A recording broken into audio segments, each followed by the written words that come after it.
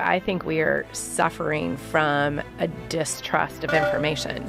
And I think that is our primary issue that we are still seeing from COVID-19 from 2020 to now. Really communicating with those who are not scientists. Okay. And being able to distill the scientific information to the community and having them understand what we do as scientists.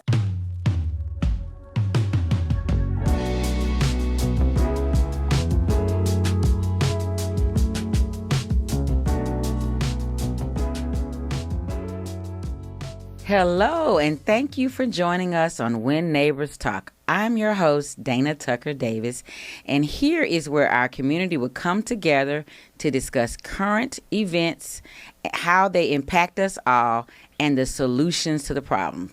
Welcome to the neighborhood. Let's get into it. Today, we will discuss how COVID-19, the dreaded word, has impacted our lives in more ways than one, from then until now, and whether it goes away. Today, we have two neighbors, and I'm going to allow them to introduce themselves. First, we have our neighbor closest to me. Will you tell the community and our neighborhood who you are? Hi. First of all, thank you for having me. My name is Rhinda Holliday. I am a professor at Morehouse School of Medicine in the Department of Community Health and Preventive Medicine. I am from Columbus, Georgia, or at least I claim Columbus, Georgia as my home. I am a military brat, so I'm from a little bit of everywhere. I attended Morris Brown College, go Wolverines, graduated in 1992, but I have been in Atlanta for almost 30 years, and I live in historic Collier Heights neighborhood. You're very close to being in Atlanta. Almost. You said 30 years. Almost. Okay, so now our next guest, will you introduce yourself to the neighborhood? Sure. Hi, I'm Jodie Guest. I'm a professor and senior vice chair in the Department of Epidemiology at Rollins School of Public Health at Emory University. I've been in Atlanta for more than half my life, so I definitely claim this as home, but I'm from the Midwest originally. Okay, so we have two people who've been here very, very long, and they're claiming Atlanta, so I like that. So you said epidemiology, and all I could think about is pandemic and shutdown. Everyone talks about it in the past tense, but to some people it still has impacts going on right now today, because January 2020 was a little, okay, 3 people here, this happened way on the other side of the map of the United States, and within 3 months, the state was shut down and we were in quarantine. And quarantine, to me, triggered a lot of the images from the movie Quarantine, or I think it was Quarantine, where everyone had a hazmat suit on. So we didn't get quite that far, but we were close. At least I didn't. But here we are 5 years later, and I still think and believe that our neighbors, our community, our states, the globe is dealing with the impacts of that pandemic. So today we're going to talk about some of the things that we're still dealing with and some solutions or some best practices to deal with this prior epidemic and maybe any future ones coming up. Okay? I'm going to read a statistic, and this says, according to the World Bank Group, the COVID-19 pandemic set shockwaves through the world economy and triggered the largest global economic crisis in more than a century. The crisis led to a dramatic increase in inequality within and across countries. Preliminary evidence suggested that the recovery from the crisis will be as uneven as its initial economic impacts, with emerging economies and economically disadvantaged groups needing much more time to recover pandemic-induced losses of income and livelihoods. In 2024, according to the Georgia Department of Health COVID-19 status report, there have been over 2.4 million confirmed cases through 2024, with 36,488 confirmed deaths from COVID-19 here in Georgia. So I said a whole lot to say our lives were impacted economically, medically, and mentally from COVID-19.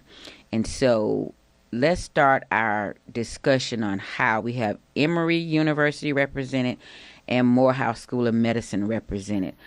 Can you tell me from the courses that you teach and information and journals that you get, what impact we're feeling right now from COVID-19 in your experience? So I think that we're still reeling from the pandemic for sure. I think one of our biggest impacts that we are currently suffering from is our distrust of science and information. I think we have a real pandemic or epidemic of disinformation that is circulating out on the social media in particular. And it's having impacts on things like childhood vaccination rates are decreasing. We see a measles outbreak going on right now, and that is a product of not as many people being vaccinated as we saw before. And this pandemic has had a real impact on that and our rates of childhood vaccinations. And I would echo what Dr. Guest has said, is that there was really an impact on misinformation and disinformation, and there's a distinction between the two. So misinformation occurs when people spread information that is wrong, and disinformation is the deliberate spreading of wrong information. And that occurred really at rates that were really unprecedented. And it's still something that occurs today. I was involved in a lot of communication efforts during the pandemic. And we continue to see this misinformation and disinformation that not only is occurring in areas of health, but is also spread in other areas of our lives. If we look at politics, if we look at not only health, but politics, if we look at other areas of our lives, communication has really been affected. You can see that communication has been an area that has been affected during the pandemic. And one other thing that I also want to touch upon, you talked about communities that that were impacted by the pandemic. The communities that were impacted, the pandemic, what it really did is really highlighted some of those disparities that were already present in those communities. So those communities were already disproportionately affected, and what the pandemic did is it highlighted some of those disparities that were already there. It just kind of magnified those disparities, and those disparities are still somewhat persisting today. And I agree with you. I'm actually a lawyer by trade. I've been a lawyer for about 28 years, and so the impact of evictions, the impact of unemployment filings, the impact of health insurance coverage is still being felt today, at least in my industry, because you have less people buying houses because they were still trying to come up with down payment assistance. They're trying to come up with money. You have families that merged together to live in one household, and now they have interaction problems or communication issues because they weren't used to that, and now they're forced to be in the same household and not even go outside to get some relief from that. And so, you have that. What I seem to be realizing on my own, I'm not a doctor in that sense, but people go outside less. And people are okay going outside less. But then again, there are people that are seeking counseling and therapy online through the online apps that became more prominent during that time period. Some people try to save more money because they're scared they're going to be without a job. Some people spend money. You only live your life once. So those are the kind of things that I see. And so you guys, have y'all seen an influx of treatment or certain areas that's getting more attention that was getting less before, or vice versa? Well, I think, during the pandemic, particularly in the first year and a half to 2 years, a lot of different doctors' offices or other clinical offices weren't seeing people in person as much as they would normally. And so we saw an increase in telehealth. And in a lot of ways, that's a great thing that came out of this very unfortunate time. If we can make healthcare more accessible, including mental health support, more accessible to people through telehealth, that is a wonderful addition to the variety of healthcare that we can offer. Not everyone continued it as much after the height of the pandemic, but we are still seeing it. We're seeing a very much more common use of, as you said earlier, mental health opportunities and apps available to people. And so if we can minimize the way we've always talked about mental health being, something that is really different and uncomfortable, and instead make it a very normal part of health, and again, offer more accessibility, that is a great outcome. Well, that definitely is. I mean, because if you have a better mental health state, then you can deal with finding a new job or adjusting to a new position or being without a job, and whatever different changes come in your life. So I think that is a positive that came out of it, because there's so many apps. I scroll a lot. I'm sorry, I'm guilty of that. And I see it come up. Dr. Holliday, what are your comments? So I think we've definitely seen an increase or an uptick in a focus on mental health. Seen an actual increase in a focus on other chronic conditions, particularly around diabetes, and a focus on how COVID-19 sort of,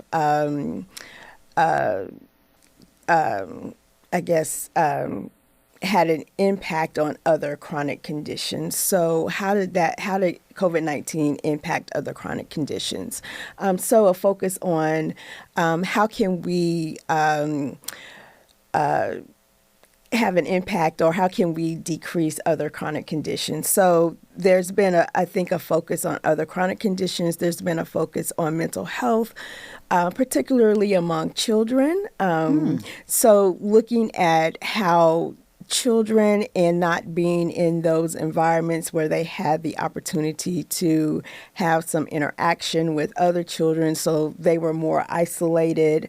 They weren't going to school, so the mental health of children became more of a focus. And so I think I've seen more of a focus on some of those other things. So let me ask you this. So have you seen are there any reports on the impact that COVID-19 had on sexual abuse or physical domestic abuse among children or among partners, because we were forced to quarantine together and not necessarily be able to get away or flee or get to safe places. So do you see any data about that?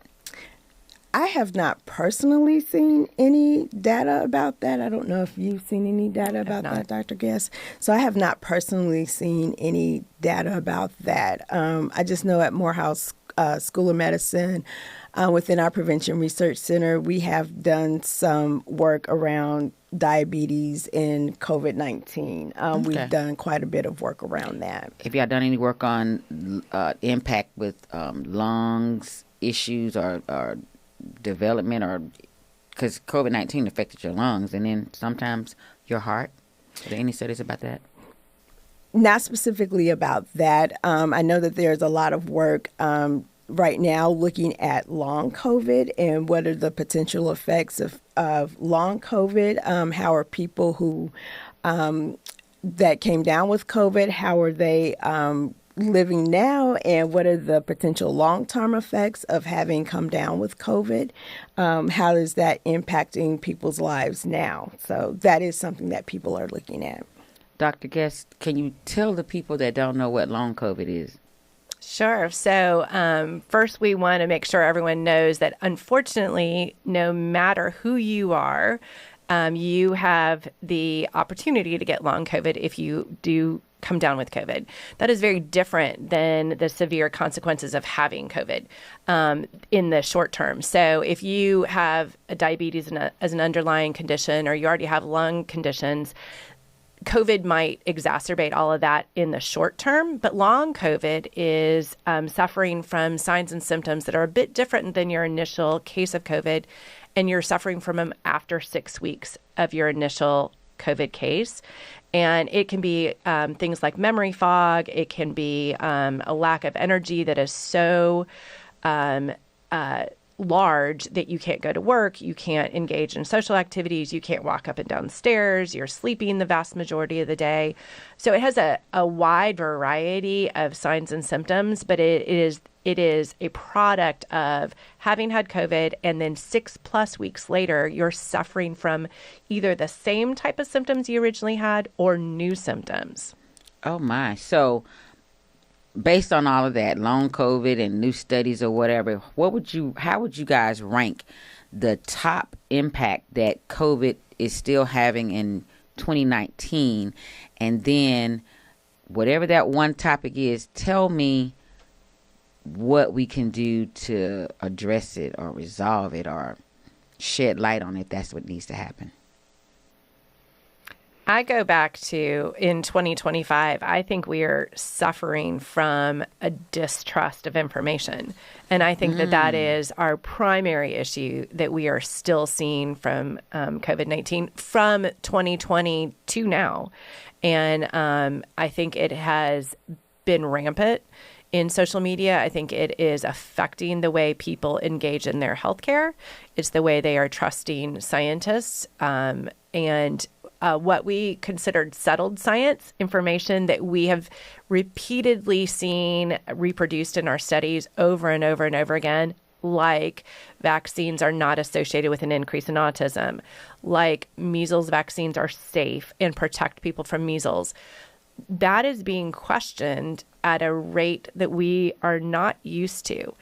And I want to be clear, questions are always good. Yes. We should always be asking questions in science. But when we have repeatedly seen the protection of certain types of medications or vaccines or other behavioral modifications, we want to earn the trust of the public, and we've lost it. And I think that is our biggest outcome, other than the millions of people that, of course, that we saw who died of COVID-19. And I don't want to minimize that at all.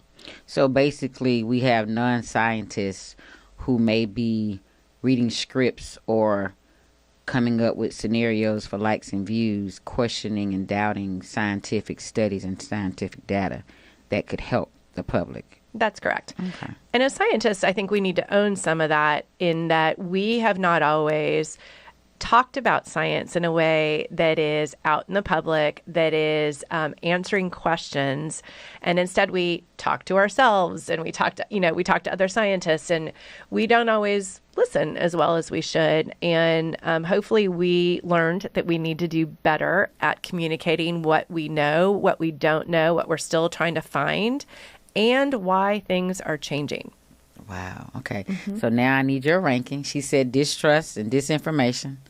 I would actually agree with her. And one of the things, so I teach a course in health communication, and one of the things that we talk about in our course is really communicating with the community and communicating with those who are not scientists. Okay. And being able to distill the scientific information to the community and having them understand what we do as scientists. And that's really important because the science is so much more accessible. As scientists, we have to be able to have our information accessible to the community. That's something that we're required to do by our funding agencies. And so people now have the ability to access whatever it is that we are doing, but they have to be able to access it in a way that is accessible and understandable to them. And so that's on us as scientists to be able to put it in a format that is understandable to the community. And so that's something that we talk about in the class that I teach to our public health students. So what is the policy change, or what is the activity or positive action that you guys can change? Because right now I pay for a subscription for ChatGPT.